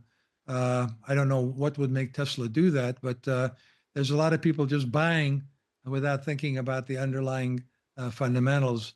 So instead of at this point buying stocks like Nvidia and like Tesla, I have no problems with doing that. But I think to your point, you do want to diversify. You don't want to get into a bubble mentality where you're chasing stocks up along with everybody else, because that can obviously create a melt up that leads to a meltdown. But I have no problems with diversifying with a QQQ, which is a way to own the NASDAQ 100. I have no problems with the S&P 500. With the S&P 500, you get the Magnificent Seven. The Magnificent Seven currently account for 30% of the market capitalization of the S&P 500. And but they're expensive. They have a forward PE of 30. But if you buy the S&P 500, you're also getting the S&P 493. And I think there's a lot of opportunities there. Look, when you look at your portfolio, I think increasingly you have to ask yourself about every stock you own, is it a technology stock? In other words, do they either make technology, hardware and software, or do they use technology to increase their productivity, to improve their relationships with their customers and their vendors? At the end of the day, technology is a very, very powerful tool for increasing efficiency, for increasing profits. And so I think we're in that kind of environment. That's a very practical approach for investors Yes. here in Korea. Thank you so much. Then let's move on to the topic that's been on everyone's mind, inflation, interest rate, and what the Fed might do next. You've said before that no matter who wins the US election, inflation could rise. Do you still see a possibility of rate hikes next year? Well, I think it's possible. It's not my most likely scenario. As you know, the Federal Reserve started to lower the federal funds rate. It's the central bank rate that the Fed charges banks. It's a key rate. I think there's still a chance that they might decide to pause. The reality is the economy is doing very well. The unemployment rate is very low, near 4%. We are basically at full employment. We have labor shortages. We also see that inflation has moderated, but it's still not quite at 2%. And there's some areas of inflation that remain stuck and sticky, something more like 3%, maybe even 4%. But overall, inflation has moderated significantly. But Fed officials think that the federal funds rate is still too high. It's still restrictive. And I'm looking at the economy and said that doesn't really make much sense because the economy is doing well, inflation's come down. There's absolutely no rush to lower the federal funds rate. And I've been saying this since before September 18th, since before they started lowering rates. And finally, Fed Chair Jerome Powell, about a week and a half, 2 weeks ago, said the same thing. He said, the economy is doing well. Maybe we shouldn't rush to lower interest rates. So I think interest rates are basically where they should be. I think the economy is growing at around 3%, and about 2 percentage points of that is productivity. The more that the growth of the economy is based on productivity and efficiency, the more resilient it is, the stronger it is, the greater is the likelihood that interest rates are where they should be. They don't have to be lowered if the economy is performing just fine. And by the way, the bond market agrees with me. The Federal Reserve, since September 18th, has lowered the federal funds rate by 75 basis points. And meanwhile, the bond yield has gone up about 75 basis points. So I think the bond market agrees with me that the Fed may be stimulating an economy that's actually quite strong and isn't really necessary. But look, this is not a terrible problem to have. If the Fed lowers interest rates again, that increases the chances of a melt up in the stock market. And when everybody thinks about a melt up, they think about 1999 and 2000. It doesn't have to be an exact copy of what happened back then. It could be a correction, and that's what we're looking for, a correction, maybe 10, maybe 15%, sometime early next year. And then I think that'll be a buying opportunity rather than a reason to get out. But as you said, there's going to be a lot of confusion over the next few months with the administration coming in and with a lot of plans, and how they get those plans through Congress will be interesting, and what the final impact will be interesting. And of course, meanwhile, I think the president will find it easiest to move forward with tariffs, and that could also create some nervousness in the stock market. Now, speaking of interest rate, many Korean investors have been buying U.S. long-term bond ETF since last year. So if interest rate cuts slow down next year, what advice would you give them? I have no problems with owning U.S. Treasury bonds, and it doesn't have to be 10-year bonds or 20-year bonds. It could be something more intermediate. It is a good return. I think getting 4% on U.S. Treasuries is a very good return, but I think it's going to be a rate that maybe somewhat there might be some volatility in that, and so could be some ups and downs in a ETF based on bonds. But overall, I don't think there's going to be. I think there's going to be volatility, but I think overall it's going to be a sideways action going into next year. Oh, thank you for that clear advice. And before we wrap up today's interview, I heard you've been showing a lot of interest in Korean market. Do you have any plans to expand your business here in near future? Well, absolutely. We're working on. There's more AI software these days to translate our research into other languages, and we're certainly looking to target South Korea. There's a lot of very smart investors there, and I know there's a lot more interest in what's going on in the U.S. So hopefully we can help South Korean investors understand the U.S. market better. For those who can read English, you can certainly use Google to translate our research for individuals, which I think is affordable, and it's practical, and it's very action-oriented, market-oriented. Cool. Thank you so much for sharing your time and your expertise with us today. We hope to see you soon on our show again. Thank you for your time Absolutely. today. Thank you. Bye-bye. 야대리 대표님과 함께 내년도 미국 주식시장 전반에 대한 이야기 함께 검토를 해봤습니다. 기회가 된다면 또 직접 모시고 보다 자세한 이야기 이어가 보도록 하겠습니다. 네, 마켓 시그널 이제 마무리할 시간이 됐습니다. 자, 오늘 두 분 올 1년 동안 고생 많으셨는데 잠시 한 말씀씩 들어보겠습니다. 자, 은정 앵커 오늘 올해 소감이 좀 어떻습니까? 네, 그래도 올 한 해 동안 뉴욕 증시는 굉장히 또 뜨거웠던 만큼 그렇죠. 저희도 방송 준비하면서 매일매일 굉장히 신나고 즐거웠는데요. 내년에도 긍정적인 증시와 함께 여러분께 발빠른 소식들 누구보다 더 진지하고 또 깊이 전달드릴 수 있도록 노력하도록 하겠습니다. 예, 우리 정 앵커도 한 말씀 하시죠. 네, 올해 이데일리 TV에서 처음으로 인사를 드렸었는데요. 마켓 시그널을 통해 여러분을 만날 수 있어서 너무 좋은 시간들이었습니다. 내년에는 우리나라에도 또 여러분의 일상에도 마켓 시그널들에도 더 좋은 일들로 가득하기를 기원하겠습니다. 네. 자, 내년에 마켓 시그널 여러분들 미국 투자하시는데 더 풍성한 그런 좋은 정보들 잘 준비해서 여러분들과 또 내일 당장 뭐 며칠 안 남았죠? 1월 2일 새벽부터 여러분들 찾아뵙도록 하겠습니다. 자, 여러분 새해 복 많이 받으십시오.